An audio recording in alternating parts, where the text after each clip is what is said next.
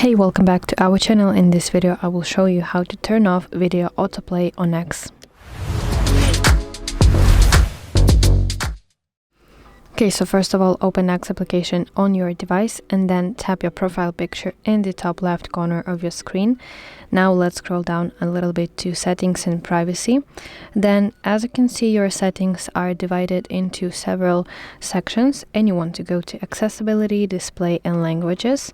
Then go to data usage and finally find option that's called video autoplay. Tap on it to open and set to never. This way you will turn off video autoplay on X application. So that's it. Thank you for watching. If you found this video helpful, please like it and subscribe to our channel to see more content like this.